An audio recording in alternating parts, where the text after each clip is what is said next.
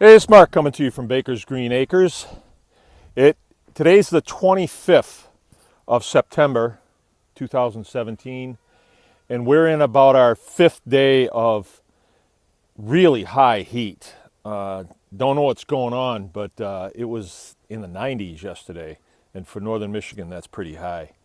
So it's going to be that way today, and we've got our work cut out for us today. We're butchering chickens today, but what I wanted to show was our grow field here, our grow system.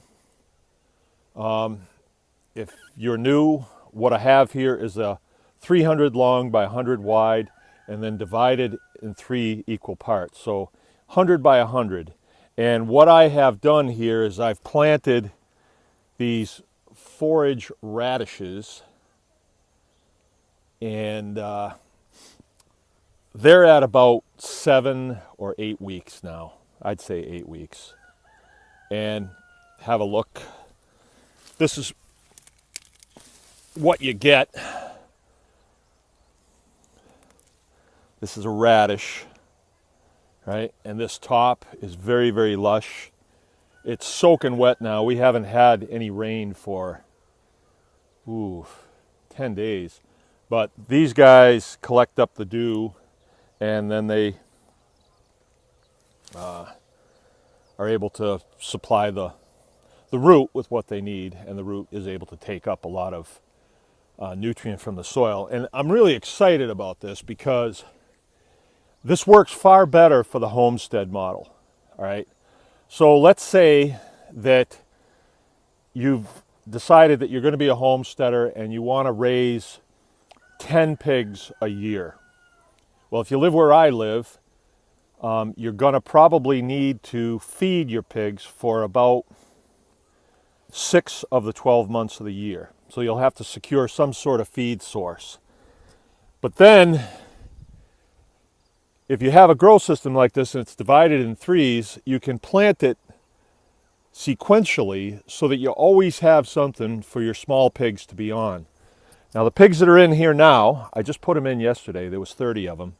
And I did video it, but I got my finger in the way of the stupid camera. So it was good content, but not good enough to show you because there was nothing to see except my finger. So there's 30 of them in here. And yesterday, they had a riot in here. They were on just a piece of dirt up there. And I put them in there when they were little, just weanlings. Now they're about 35 pounds. And so far today, they haven't moved because their bellies are so fat. Ah, I hear something. Okay, I'm going to turn the camera around and keep my finger out of the way. There they are. It looks like some of them. All right, 1, 2, 3, 4, 5, 6. Right there, that's one group. So I don't know where the rest of them are. They're in here someplace. But I'm really excited about this because for those of you that have raised pigs, you know that feeding them can be pretty expensive, and they eat a lot. But if you have a piece of ground like this that you can grow something like these turnips or these radishes on. I do a lot of turnips too, and field peas, and I've done some corn. That worked out pretty good.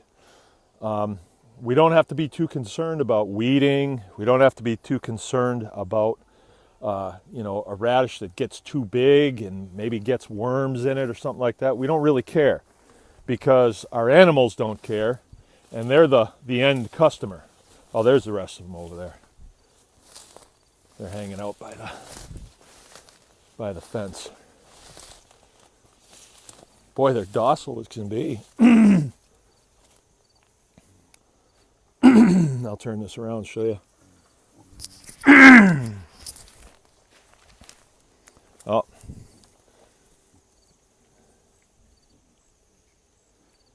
Okay, and as you can see, these are my irrigation lines.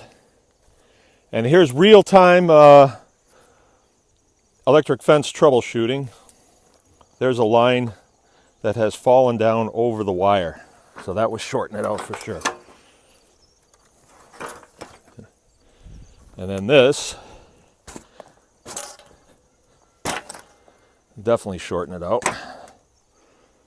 Okay, it should be good. But they have so much stuff in here that they're not concerned about the fence at all. Okay, these guys are in the 30-pound range. There's another culprit. And we did a rough calculation. It was somewhere around 10 pounds per square foot. Around the edges here, not so much. But that's okay.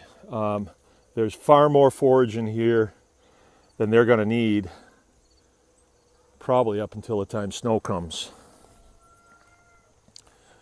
Which, this is something to get excited about. It really is, because in the homesteading model, what we're trying to do is produce enough sustenance for our family and maybe a friend or two, and do it economically. I mean, in the commercial business, you just got to get it done, and it's a money swap a lot of times. So money versus time. In this model, it's not that way at all. I have time because our source of income is going to be something else, or our source of dollars is going to be something else.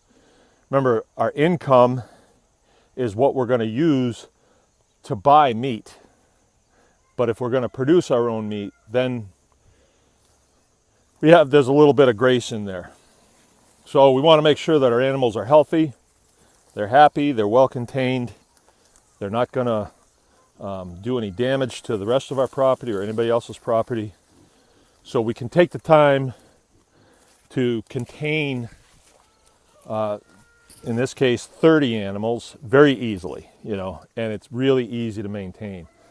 So these guys have all the food that they could want for several months. I supply them with water, which is really easy. The proximity to the house is right there. So, like, we have a summer kitchen, and we were sitting out eating last night. And when pigs have a lot of energy, when they've taken in a lot of calories, then they want to burn it off, and then they start running laps. And you can see they've worn a trail right here in just one day around here. So this is nice, and while this is going on, I'm fertilizing this soil, because they're going to manure all this stuff back. They're going to urinate back into the soil. And this field, this grow system, will not be used from now on. It will not be used for produce for our table. We have our own garden up there that we use. So we're just going to want to build the fertility of these 3 sections and then use them to produce meat. Like I told you, I seeded that last section down there 100 by 100, and I think I got about $6 in seed in it, and I seeded it pretty heavy. This one, I probably used about the same amount of dollars worth of seed in it. And, it's taken my little seeds and grown all of this forage. This is really something else. Along this side, you may have noticed these are sunflowers that Dave planted a couple years ago. And all we have to do is cut them down. They'll hit the ground and the pigs will have at them. So this is a nice situation. It's a nice little Garden of Eden for pigs. And we can add things to it. We can add watering systems to it. An interesting thing to note is I don't really need to give them water right now, because there's so much lush green foliage that they can take that in. And I purposely did not give them water yesterday because I want them to get into these roots and start taking them down. And those roots will hold that water until it freezes, and it's still there. That water will still be there. So it gives us a little bit of latitude as far as how we're going to do things here. Here's a gate. I'll just show you this real quick. That's a wire gate, or they call them Michigan gates. And then in front of it, I have a hot wire. So it's my hot wire that's going to hold them in. And anyway, I'm pretty excited about this. Now we've executed it, and now we get to sit back and watch it for a couple months and watch our little pigs become big pigs. It's Mark from Baker's Green Acres. Anyone can farm.